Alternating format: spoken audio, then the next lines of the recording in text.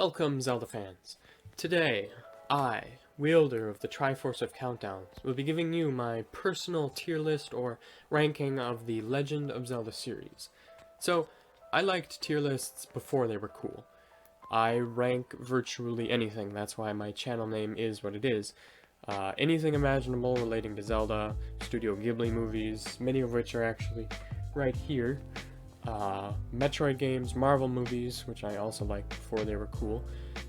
Anyways, sometimes it's difficult to get everything precise in a ranking, so I've always loved them. I'd open up a Word document or get out a sheet of paper and write it all out. So, that's what I'm going to be doing today with The Legend of Zelda. So here's how I have everything set up. S is blue because I like blue. And to start out, I have this category right here, the not applicable or haven't played, because, well, I have not played 3 Zelda games on here. The Adventure of Link, Four Swords, and Four Swords Adventure. Neither have I played any of the other spin-off games, so Cadence of Hyrule, Hyrule Warriors, Link's Crossbow Training. I also haven't played Triforce Heroes, that's not on here. None of the multiplayer ones, basically. None of the Tingle ones, of course, not the CDI games. You get the picture.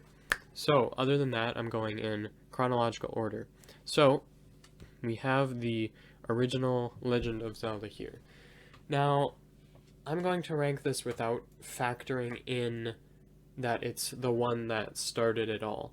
That is worth mentioning, of course, but I'm going to try and judge it on its own merits, how well I think it plays intrinsically as a game today. And the truth is, for me, this one was quite frustrating.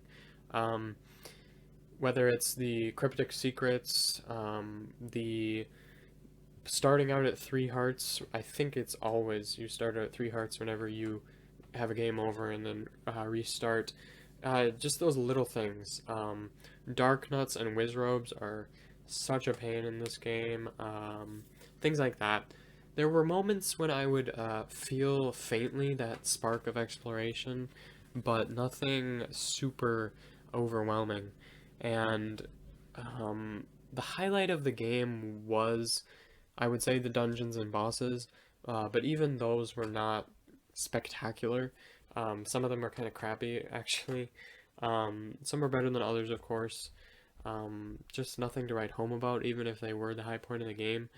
I remember liking level 7 best, I think. It just felt fair, and the most interesting design. I remember liking Gleeok also as a boss, and that's about all I have to say. There are some interesting items, but all in all, it just doesn't hold up to a lot of the other games, so I'm gonna have to just put it in decent. Yeah. Moving on to A Link to the Past. A Link to the Past is really good. It's just a really solid Zelda. The first time I played it, I wasn't a huge fan of it because I thought it was too cryptic.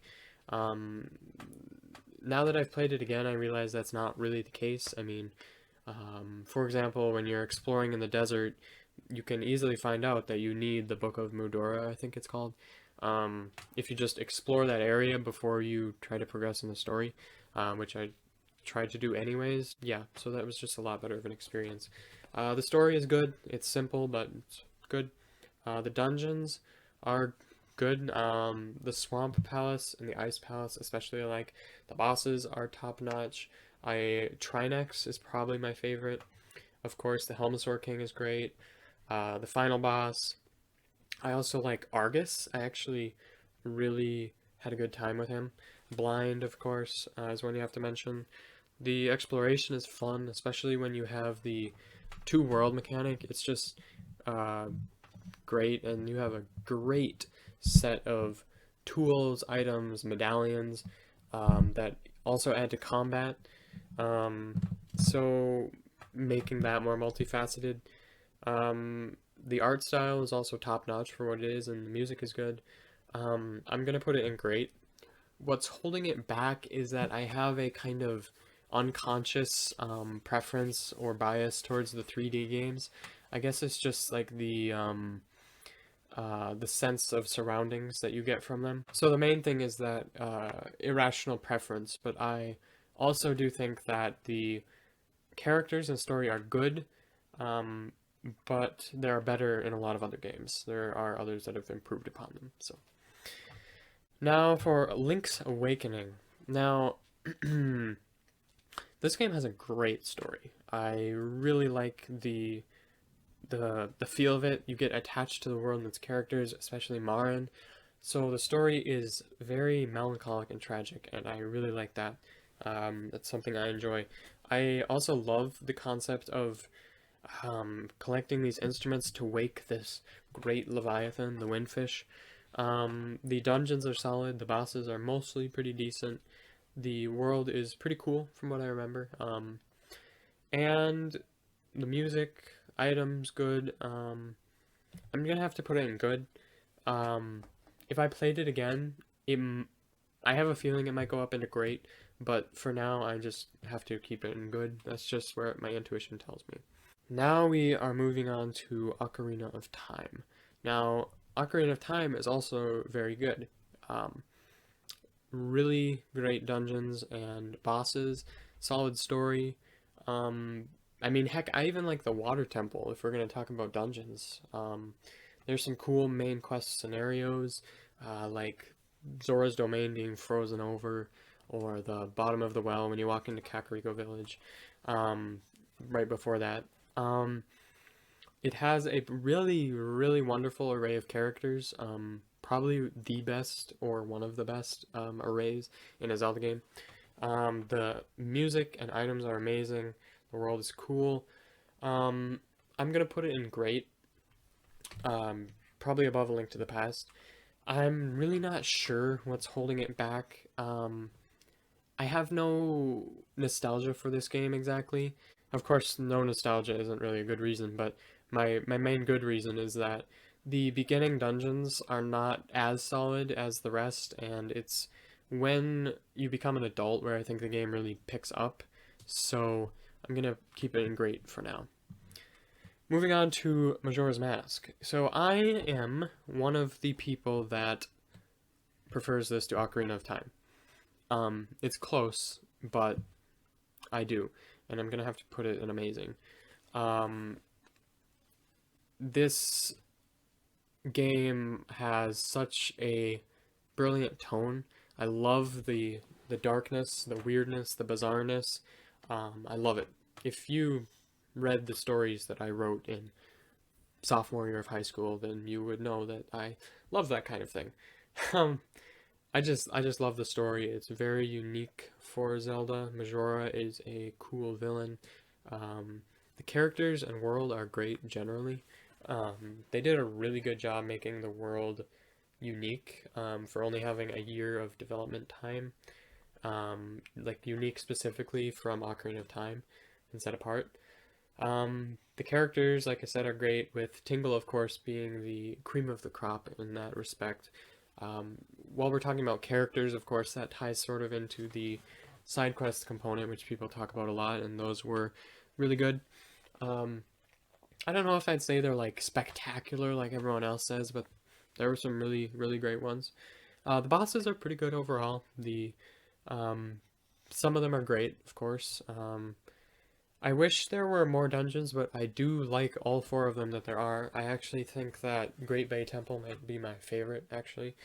Um, the mask system is awesome. I think that's what might put this just over Ocarina of Time for me. Not only the three main transformation masks, but also the um, all the other ones, like the bunny hood or the bomb mask, or the bizarre ones like the Camaro mask. I like the music a lot. I actually also really love the racing minigames I have in here, the Goron one and the Beaver one. Um, one more thing about the dungeons, the stray fairies are a cool addition to those. And that's about all I've got to say on Majora's Mask. So that brings us to Oracle of Seasons and Oracle of Ages. Now, I think that people group these together as a single unit too much, um, as being not unique from each other. And I don't want to do that, but I also do want to talk about them together because um, I think that Seasons lacks in dungeons proportionally to the amount that Ages lacks in bosses. Now, both of them are both good in dungeons and good in bosses, but um, I think Seasons excels in the bosses and Ages excels in the dungeons. And of course, both of them also have great instances of the things that they don't necessarily excel at, but that's just my take, that's my opinion. But anyways, my point is that they're about neck and neck in that regard. They're also about equal in items, I would say. Um, but this is where the change comes in. I find the story in Ages to be significantly more memorable, even if it's still very simple. They're also both about neck and neck with characters. Both have the animal buddies. Both have one of the goddesses. I don't know if they're technically goddesses in these renditions, but I guess I need to polish up my lore. But where Oracle of Ages excels here and tops Seasons is that it has Ralph, and he is a gem. So, yeah, Ages also just has some really cool scenarios throughout, like the Jabu Jabu's belly section, getting stranded on the island with those lizard people. I just really enjoyed the time mechanic, but the Seasons mechanic was also really good. The linked bosses that you get after completing both games are really solid. I really like those. So, I'm gonna put Seasons in good behind Link's Awakening, but I just think Ages just tops the great mark, so I'm going to put it there behind A Link to the Past. Now, Wind Waker. Wind Waker is hard for me. I have a great deal of nostalgia for this game. I remember being 5 years old, I'd watch my siblings play it, my neighbor come over and play it with my sister. I remember getting to Dragon Roost Island and thinking that I was just a legendary player. I remember hating the Forsaken Fortress because I could never, for the life of me, not get caught like a billion times with the Moblins. There are also things that fall short for me, despite it potentially being the most nostalgic game for me. The story's good, the bosses are good overall, the items are good, there's some great music, I like the tone, but the dungeons are just fine to me. Except for the Wind Temple, I really like the Wind Temple. There are others that I would call good, but overall I would just call the dungeons fine. And dungeons are really important to me, so that kind of makes it take a hit for me. And I've been here, so I'm gonna put it in good.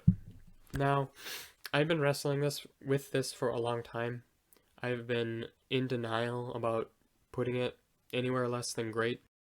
But for now, I'm gonna have to put it in good. Maybe it could go up to the lower level of great, but I'm gonna have to do good for now.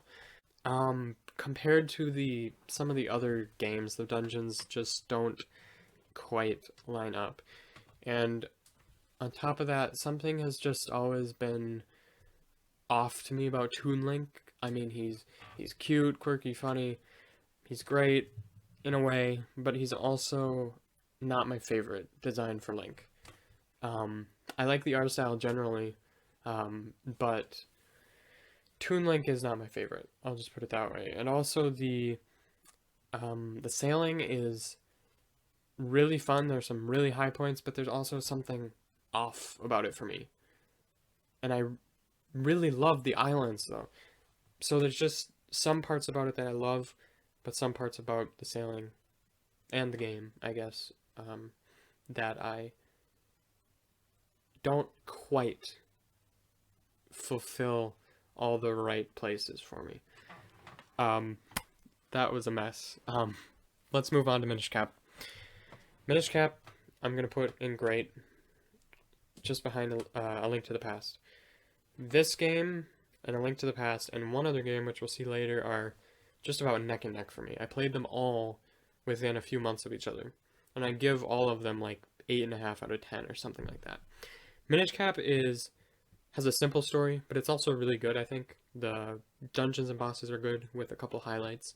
Um, there's just something delightful about this game to me. Um, the art style is lovely, the music is great too, actually. I just love exploring this world. There are varied locations. All in all, the shrinking mechanic was implemented really greatly, in my opinion. Items are good, characters are good. Of course, Tingle's in it, so that's gonna, if we were going off of characters alone, that just brings it into quadruple S tier. But yeah, I like how Link and Zelda are kind of childhood friends.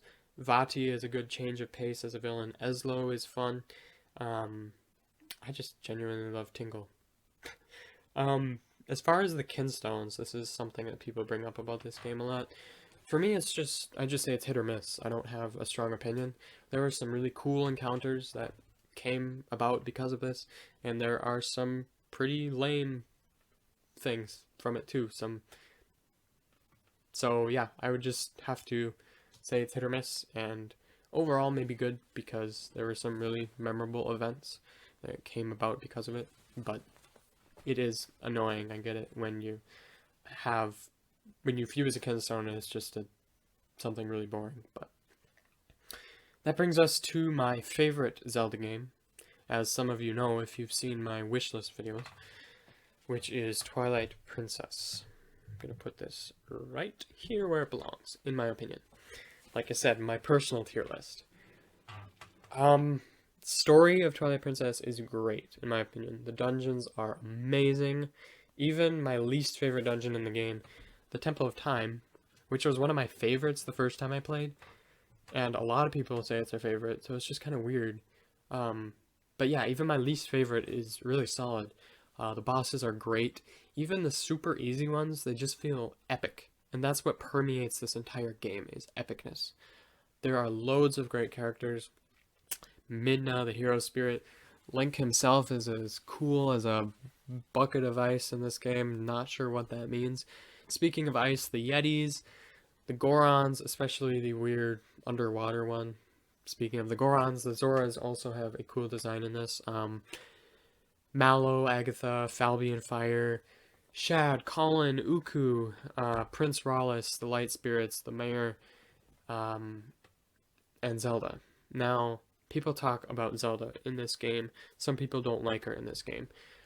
I find her brilliantly tragic and intriguing. I find it intriguing that she takes the gambit of surrendering the kingdom, in order that a hero might come later, with the hope that a hero might come later and save it, rather than just resisting and letting the Twilight invade everything right then.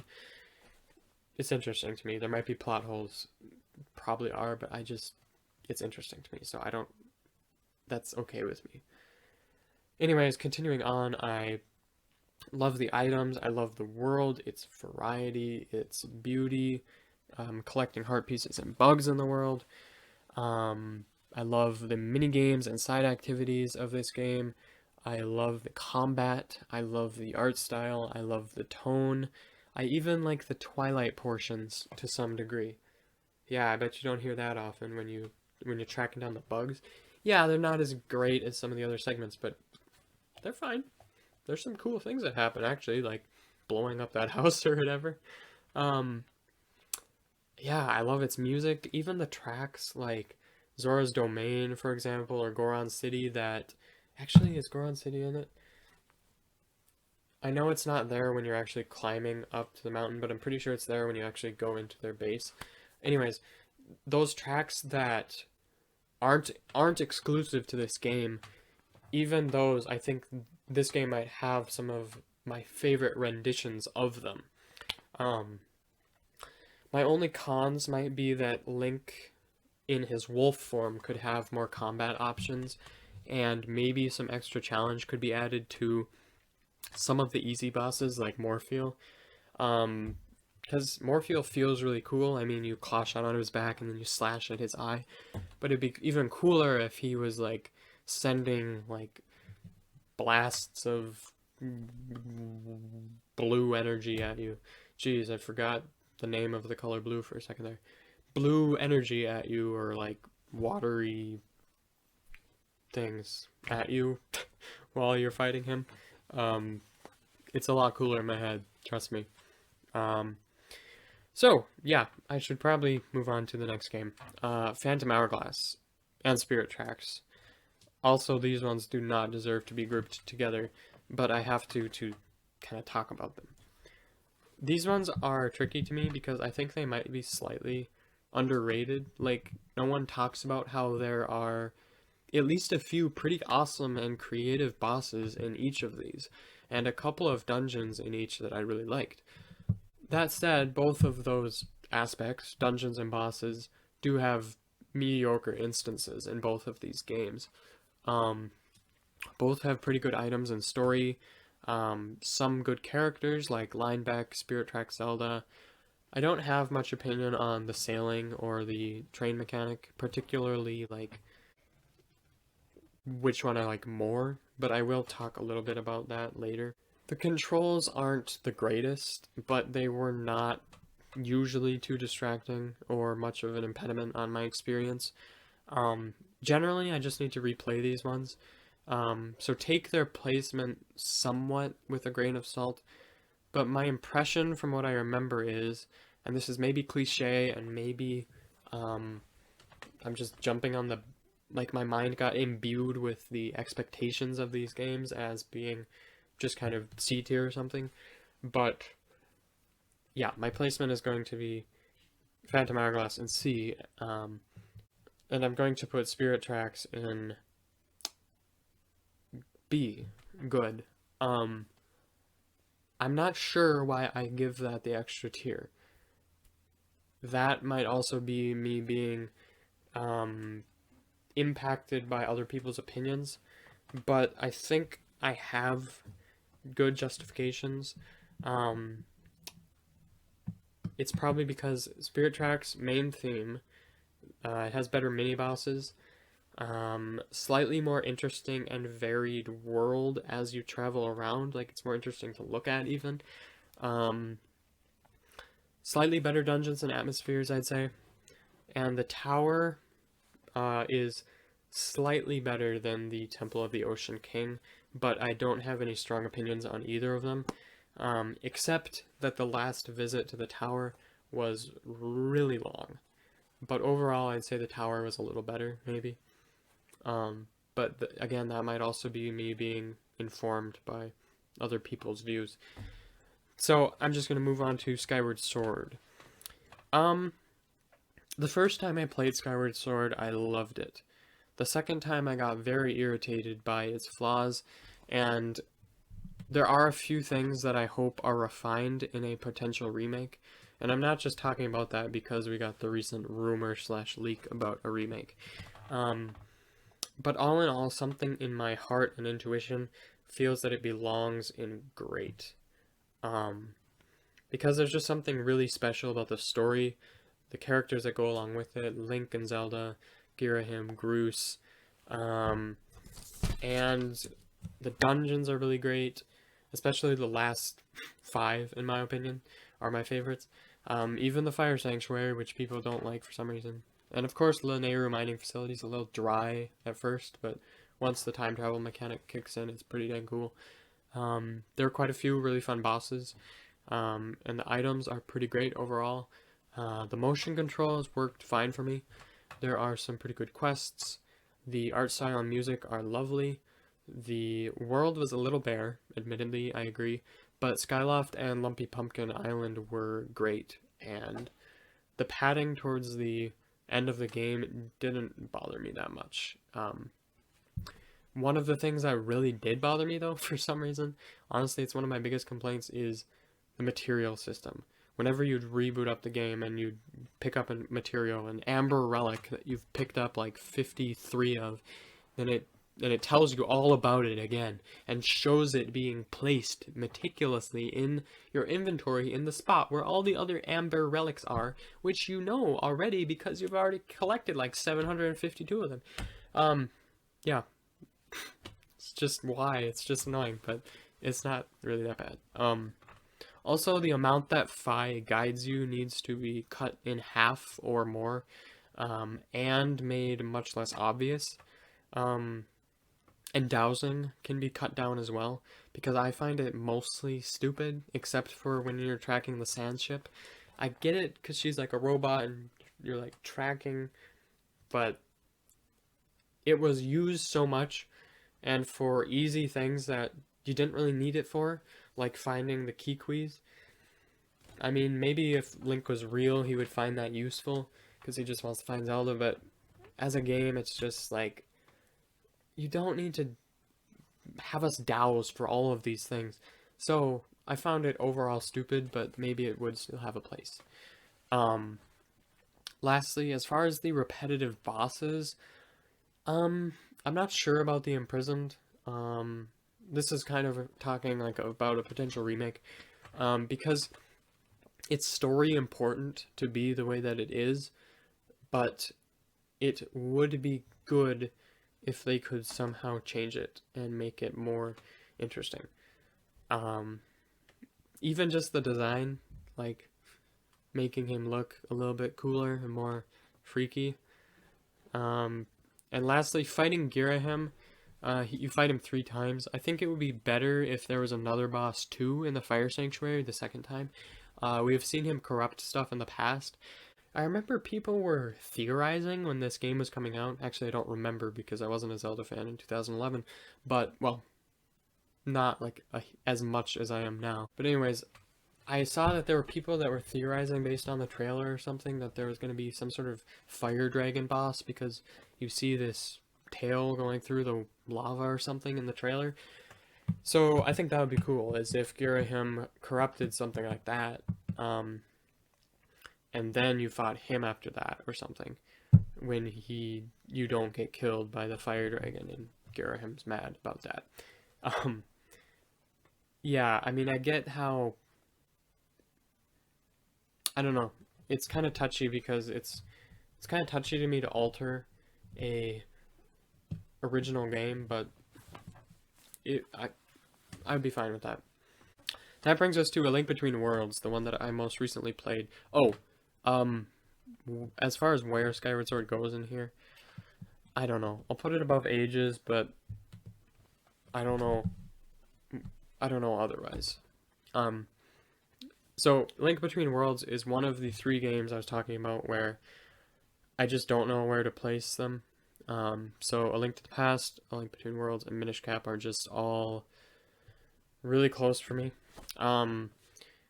I have trouble comparing A Link to the Past and this one. I like the story better in this one, even if it's still simple.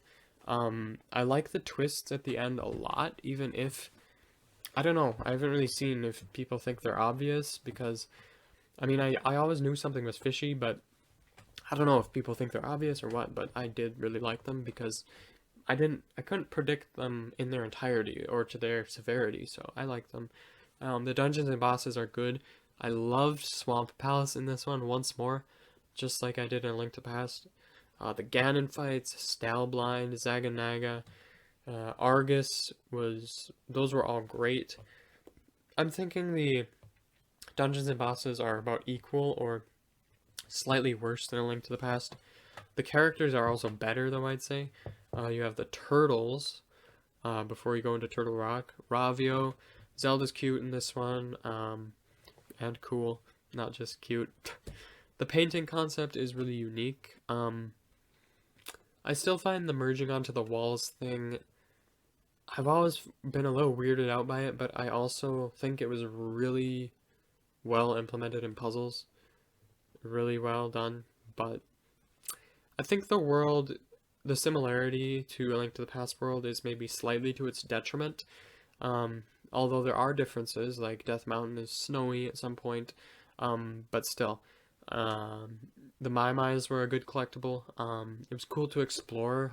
It was especially cool to explore once both worlds were open, Low and High. The visuals are great. The item system, it's fine. It was good. I like getting dungeon items a lot, so I have trouble thinking that I would want this to become the standard, but with the sand rod, if they do a similar system again, which they do in Breath of the Wild, I guess, I'd like to see more of the expansion that they did in A Link Between Worlds, where they have a really creative way of adding in an item later that is the sand rod. But I wish they did more of that, and I hope they do more of it in Breath of the Wild 2 if they stick with the current item concept. More on that later. It's cool to see the Sacred Realm at the end. I don't know why I added that in. I just thought that was really cool, though, and really nice looking. That brings us to Breath of the Wild. I need to make an F tier because you can't pet the dogs yet. No, not really. But Breath of the Wild is really tricky to me because it lacks magic compared to the other games in some way, but I also really adored exploring its world when I first played it. But it's really tricky for me to get back into the game or start another playthrough or replay it. You'd think it would have great replay factor, but for me, it doesn't really. Maybe in a few more years, we'll see if that changes, but the story is really interesting. Of course, I agree that there could be more substance. There needs to be, and it could be a lot better, but it was really good for what it was. Interesting mystery component. The dungeons were actually, in my opinion, they were great for what they were. But of course, I agree that we could get more classic dungeons, and where there's a distinct atmosphere, dungeon items, more of the dungeons, multiple rooms, a kind of overarching design, kind of like the Lake Bed Temple in Twilight Princess or something. The bosses were okay. The dungeon bosses, the blights, need more item strategies, creature variety, atmospheric variety, and the overworld ones were very exciting for once, maybe twice, but they got stale inevitably, so I'd say it'd be better in the sequel if there was like maybe one per region or something. This is kind of like a microcosm of my Breath of the Wild wishlist video, so if you want to know more about what I think about Breath of the Wild and what I want for the second, go check that out. I think you'd enjoy it. But I'm gonna go over some of those in miniature here, I guess.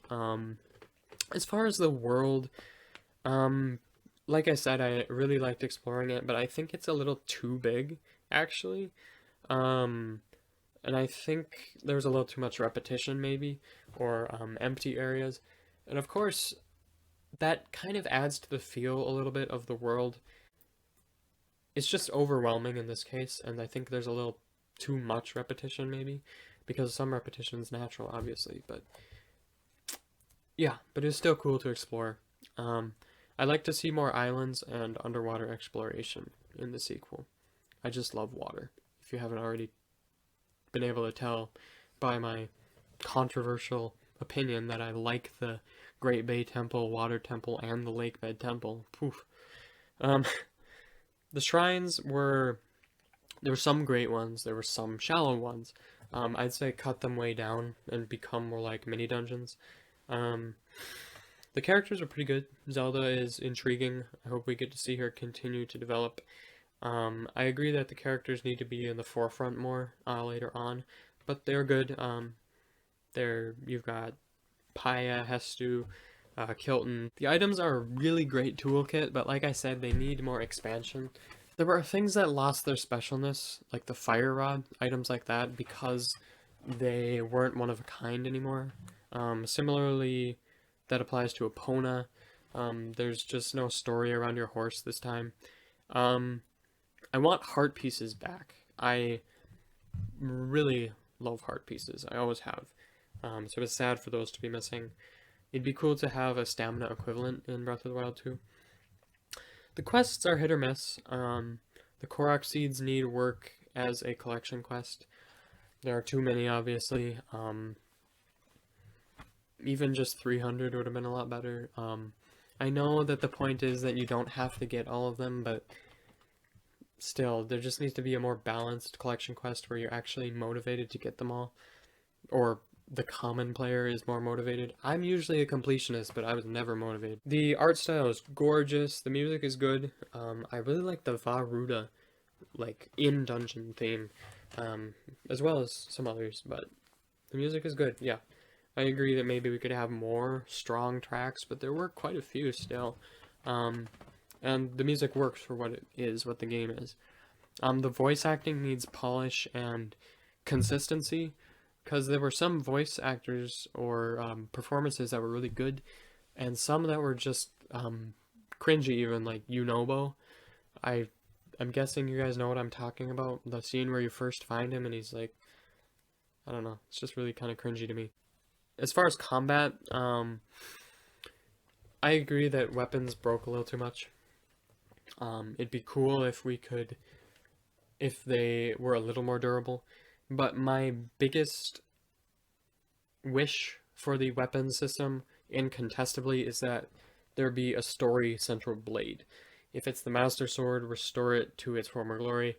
If it's a different weapon, maybe a Zonai blade or something like that from the alternate world, if there is one, there better be one.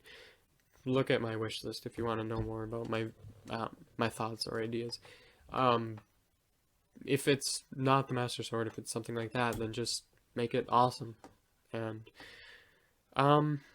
also the sword skills, I wish there could be more of those, kind of like in Twilight Princess. Just the intrinsic capabilities of the swords or spears, etc. themselves. Expansion of that would be great.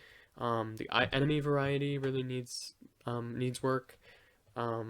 Integrating more enemies with item usage capabilities. I'm gonna put it above Link's Awakening in good, but I'm not sure between this and Wind Waker. But for now, I'm gonna put it below Wind Waker. So that's my list. Thank you very much for watching. Let me know what your tier list looks like, and let me know if you'd like me to do more of these in the future. Be sure to like it and subscribe, and have a fantastical day.